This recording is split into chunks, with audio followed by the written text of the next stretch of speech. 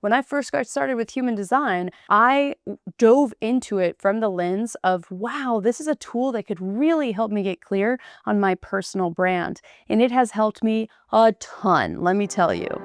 Welcome to Frequency of Self, your go-to resource for the practical application of human design in life, business, and relationships. If you're ready to experience lasting transformation, hit subscribe. There are 11 activations within your human design chart that when you analyze these placements within your chart, you are going to gain so much clarity on who you are and specifically how to show up online in a way that truly feels authentic and genuinely you. I'm Amanda Horvath, and I've been a digital marketer for over 10 years now. And when I discovered human design, I really dove into it from the lens of using this in someone's personal brand. And I began working with clients to be able to strip away the fake layer on top of them to really help them find how to show up authentically on camera so that they could genuinely magnetize their audience to them in a way that felt in alignment. So in this video, what I'm really doing, it's very casual. I filmed it the other day. I'm sitting on the couch and I am walking through these 11 activations and what I have gained from them in my own chart, and both looking at human design and astrology and how that actually played into my personal brand in terms of how I show up, so that you can see how you could do this in your own brand. Now, if at any point throughout the video you're interested in diving deeper into this with someone like me who has done this for a living, I would absolutely love to chat with you. You can find more information of how to do that in the description below. So without further ado, let's dive into some nerdiness of what it is to analyze these 11 activations in your chart. Before I actually hit record, I went through my human design chart and kind of dove into some analysis of the things that stand out for me. And so we're going to be diving into them from a personal perspective because I have a personal view in human design. There's this conditioning when you're a marketer that no one cares about you. And there is definitely some truth to that. I think I had to go through a phase where I really accepted that no one cares about me and learned to provide value for people. And now, having deconditioned and kind of worked with this energy, I realized that when I go deep into my stuff and I share what I've done and how I've gone deep, it inspires you to go deep, and it empowers you because I'm an individual and I love diving deep and doing all the things. Which brings me to my sun gate. So my sun gate is 28, line 4. Now, these are the things that I wrote down: purpose-driven, risk-taker, individual, Scorpio, 2 feet in the 10th house, deep dive in business. So let's kind of decode that a little bit. At a high level, I have learned I am someone that absolutely has to feel a sense of purpose in my life and have a fight that I'm going after, this like fighter energy, to be able to achieve this sense of purpose in life. So understanding that my life doesn't necessarily come without struggle, right? This is kind of going a little bit into the deeper layer of the fact that gate 28 is within a channel within my chart and happens to be the only channel within my chart. Understanding that about myself, it helped me settle into the way that I move through life and not apologize for this driven nature that I have, this adrenalized energy to push forward in business and deep dive into the psyche and deep dive into fascinations that I have and different things that really bring purpose and meaning into my life, and do it from a 2 feet in perspective. One of the major things that I got out of astrology is looking at the placement of these planets in different houses. And so my sun being in Scorpio in the 10th house really gave me an awareness of the brightest area of my life is in the 10th house, which is really business. Being someone that just loves business, it just brings me so much joy in life. And so my area, the place that I struggle the most, or the place that I fight the most, is business, right? You guys see that if you've watched my personal journey unfold. Both this channel is new, but on my old channel, or main channel, I would say, as well. That's just the sun gate, right? Then understanding that my unconscious sun is gate 33, where there's this drive. The things that I've walked away from this is like document to remember. Be someone that hits record and records the moment, and that's how you remember, right? Because gate 33 is all about collecting stories from the past, also retreating to turn a weak position into a strength, to be able to analyze and like look at the patterns and kind of see the bigger picture and where we're going as a society and collectively and whatnot. But it's also Leo.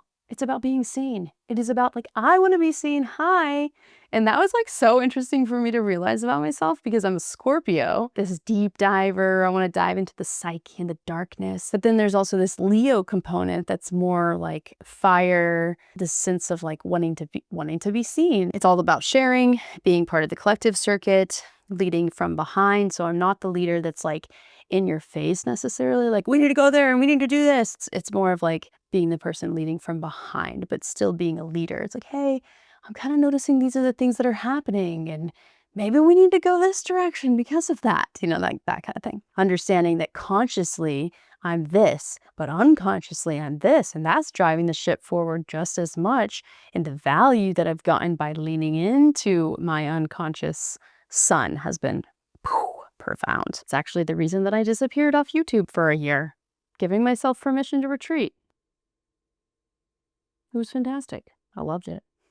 Truly allowed me to go into the totality of the 28, which is the gift from a Gene Keys perspective, which is like fully embracing where I'm at in life and not fighting it, and like finding the pleasure and the pain of all of it, and finding that like steady waters amidst struggle. All right, then you got gate 27. That's Taurus energy, and it's about money, but it's also about like being cozy and relating to family and deeply caring for the other.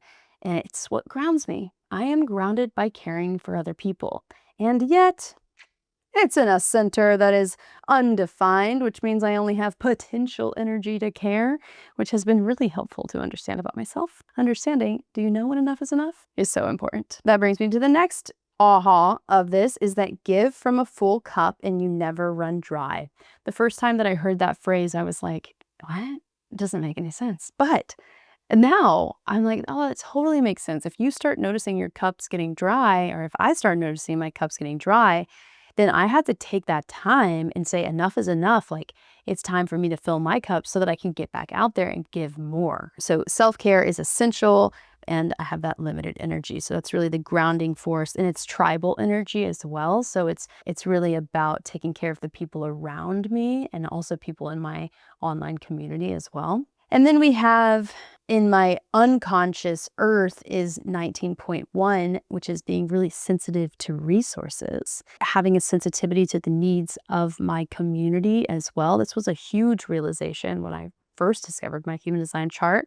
I would always say like, oh, I'm an individual. I hate Facebook groups and I hate doing all these things. And it's like, actually, there was this underlying unconscious energy that I actually really did love community and got a lot of grounded energy when I was in community, and especially in community with where people are being vulnerable with one another. And so it allowed me to really lean into that quality within my business and not run and hide from building community online, especially as a 4-line individual. All right, so another thing, like have a full fridge, like sensitive to resources. I really like to have an abundance of resources nearby, like where I live in the city, resources within my household, all of those things. Community driven, it's more of a socialist channel, which is kind of interesting. Then I can read people really well as well. Like I have this like sensitive energy that allows me to read people. And then there's also a codependent shadow. And this has been really big for me to understand about myself.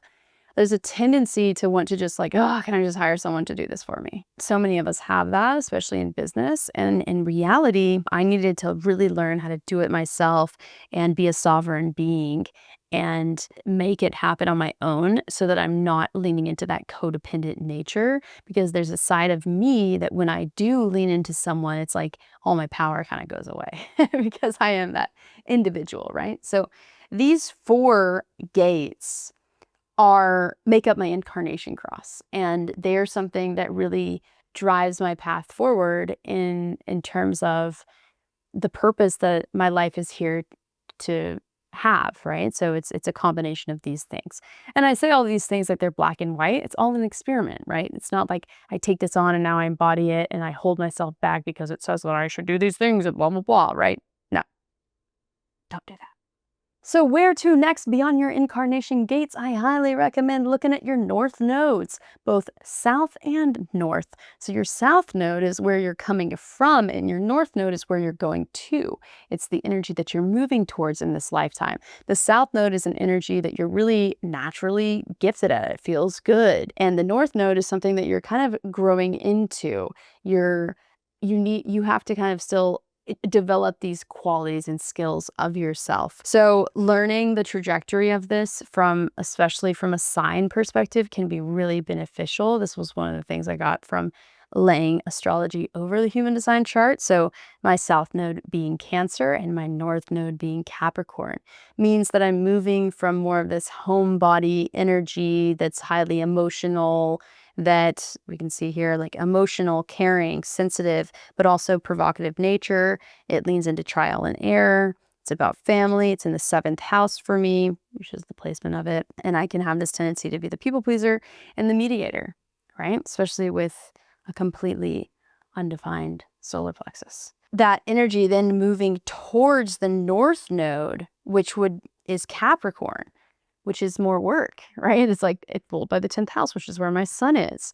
There's a tendency, like I was really thinking, oh, by the time that I'm 30, I want to have passive income so that I can be a stay-at-home mom. And then I became a mom and I was like, wait a second, this is hard. I kind of want to be driving forward in business and doing other things. And I love my son and I want to spend a lot of time with him. Maybe when I have more kids, maybe I'll stay at home more. But there was like a side of me that really wanted to drive forward, and learning that my north node was Capricorn, it was like, whoa, 180 from what I had been thinking. And no wonder I'm feeling this internal conflict between work and business. So this is about work, leadership, being very practical. If you notice, this channel is all about the practical application of human design, very practical. I'm also Capricorn rising. I have a lot of Capricorn in my chart. It's in the 1st house, which is about self-discovery, individual expression, responsibility, being the wise elder, teacher. And so that's kind of more what I'm moving towards, away from this like highly, emotional type energy. I think there's so many nuances in the chart that, because I'm Capricorn rising and my sun is in the 10th house, like there is a natural comfort in this being my north node, but there is also still a discomfort. Like I really had to process. You mean I'm moving towards more work? I thought I was moving away from more work. And this is a nuance that I was kind of mentioning at the beginning of, like, if you're a projector and you're thinking, oh, I'm not here to work, I don't have the things, I can't really do what I need to do in this lifetime, blah, blah. And then you discover your sun is in the 10th house and you have so much Capricorn in your chart. This is a self-inquiry tool. And it's not something to label yourself and make yourself like wrong, to keep yourself in these like, I can't do this kind of energy. It's more about, oh, I understand myself. And wow, I feel so free when I lean into this part of myself. And I don't have to make myself wrong for it. But instead, how can I elevate the frequency associated with that to show up at a higher level and vibrate at a higher frequency, rather than living in that shadow and feeling stuck and trapped. And if you happen to be watching this video live and you're curious to dive into this level for you, then I am actually putting together a beta program right now. At the time of watching this, it might be live, and I'll put all the details in the description below about how to brand your frequency and how to do it not just from the energetic perspective, but how to actually create the assets needed in a way that reduces tech frustrations and having to do it all yourself, to get something up and running faster, so that you can actually have an online authority and not be stuck in this place of, I want to be online, but I can't do it. All right, now we go to the moon. The moon was so insightful to learn about myself. 56 line 2, I am a storyteller. No, duh, that drives me. Your moon is what drives you, right? So, wow, I'm a storyteller. Once again, like, this YouTube thing makes sense. The fact that went to film school makes sense. And the medium that I like to use is video, right? Other people that have this, they might be other ones. And I'm a natural storyteller, having that line too. And I also have this ability to know what's stimulating or not. That's what gate 56 is like the gate of stimulation.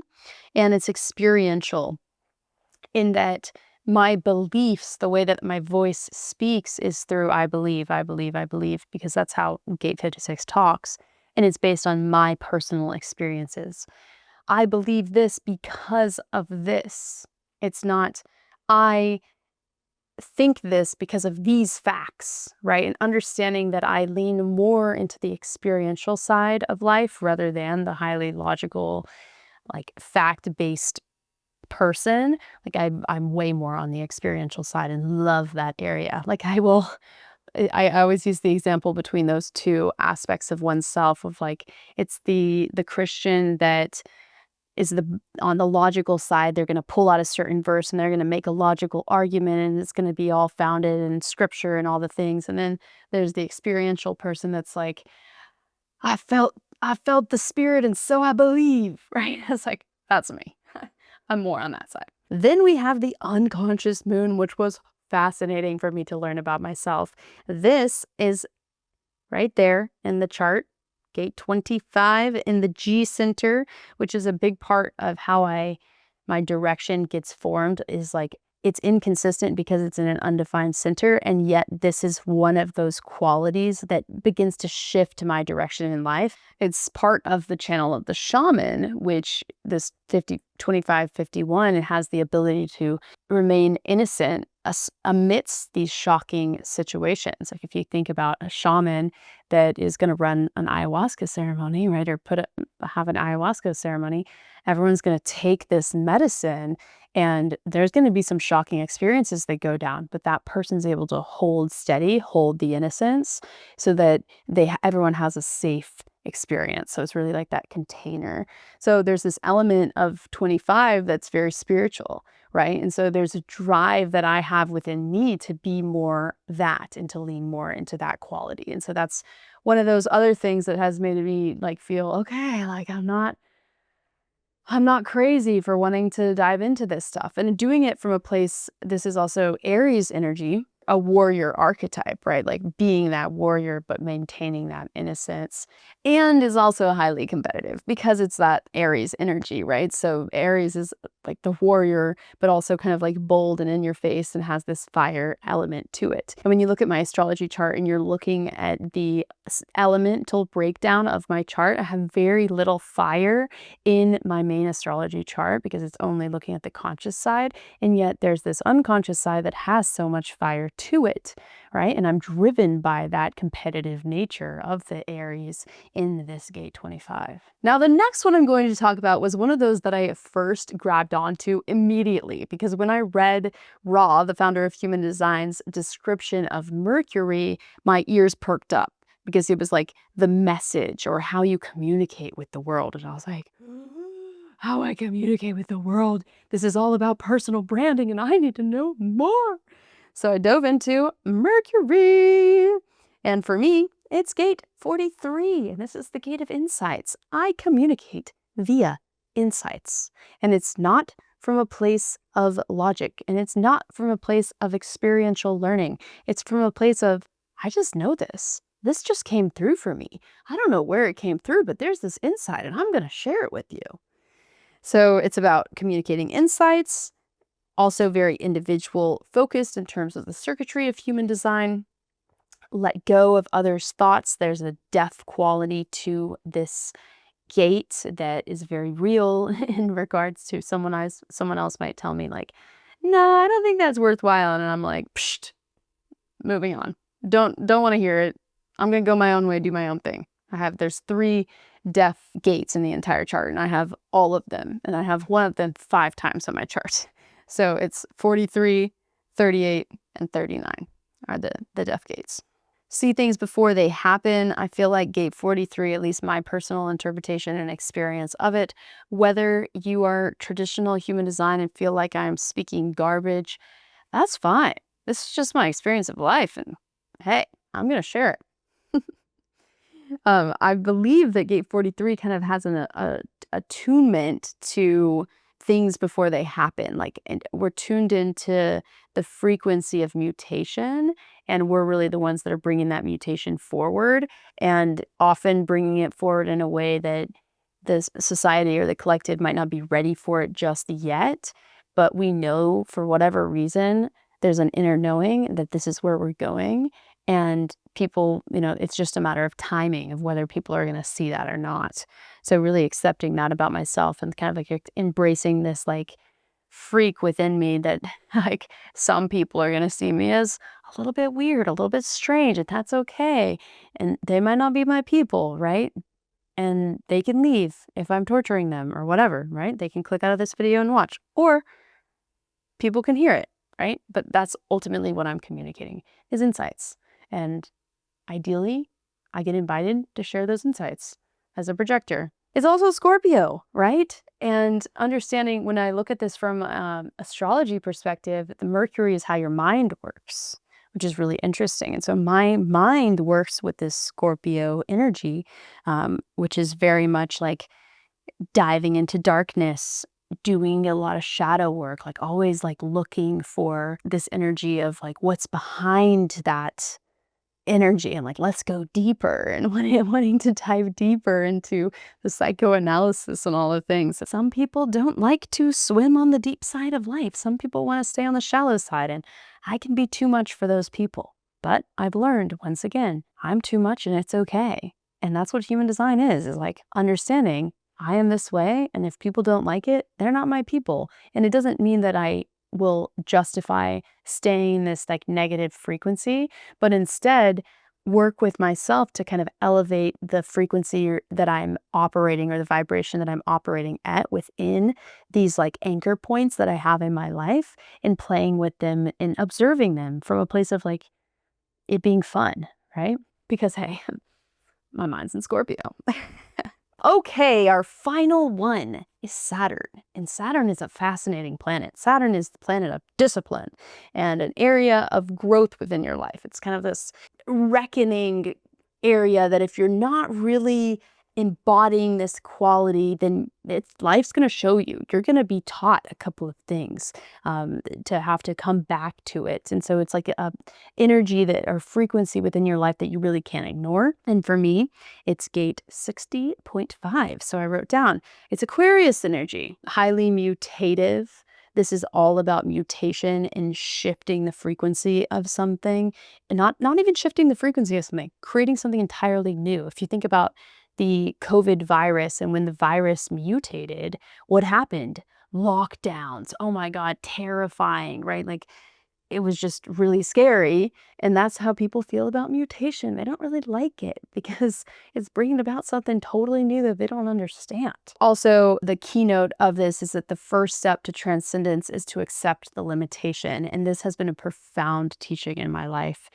Even in Saturn return, which is the time that Saturn returns to the place in the sky that it was when you were born. And it kind of makes you face the disciplinary piece of Saturn. I became a mom. And what's more limiting than being a mom, right? Like your energy is flowing towards this other being at such a different, such an intense level that learning to balance work and self-care and all of these things amidst this limitation, it was like I had to accept that this was a new limitation in order to transcend and to, like find the joy again, right? And there is a joy in limitation. Limitations can be some of our best teachers. And when I was going through film school, they talked about how the limits that you have or the things that you aren't good at kind of end up becoming your signature of what your videos are like, right? So there's a filmmaker, for example, that only uses natural light. Well, maybe that started because he didn't like actually using lights, right? And now all of his films, he's known for that thing. And that's a limitation that he puts on himself that creates a certain outcome. Now, once again, if we look at the astrology placement of this planet and where it falls within my chart, it falls within the first house. And so that is really kind of a more self-oriented house. It's about appearance. It is about me as an individual, kind of being a leader, how I show up. And so the big life lesson that I believe Saturn is teaching me from an astrological perspective is that I need to be different. Like I need to embrace the fact that I'm different and not run from that and try to fit in. And that it can be challenging when you're looking at an overall chart where I want to people please because I have that undefined solar plexus, or because I care so deeply for other people. And, with that 27, or being a South Node Cancer and having that be in my seventh house of taking care of other people, right? Like there's all these different qualities that naturally pull me away from this tendency to want to be the contrary and to want to be different, to be the leader in that front. And so this is kind of more of that like disciplinary energy that when I embody it, it does start to feel a lot more free, even though it doesn't come as naturally. That was a lot of information, wasn't it? Hopefully that was valuable to you. If you're here, clearly you're interested, because you wouldn't be watching this otherwise. And I hope you take this and actually implement it in your own chart and see how these different qualities show up for you. If this was helpful, please be sure to share in the comments below. I would love to get to know you. I'm a 4-line individual. My network is everything, and I love becoming friends with you. So please don't hesitate to reach out. And if you do go and investigate this on your own and you want a sounding board to talk to someone about it, I would absolutely love to nerd it out with you in a reading. Or if you want to do it from a place of community, I also have a group program called Brand Your Frequency, which is going to take this one step further to actually build a personal brand for you using your human design, including the branding, your website, your core lead magnet, the newsletter, like everything that you need to get up and running online. It's all in one package, including this human design. So if you're interested, definitely check that out in the description below. Otherwise, thanks for watching. And if you want some tips on how to read your chart using ChatGPT, check this video out here.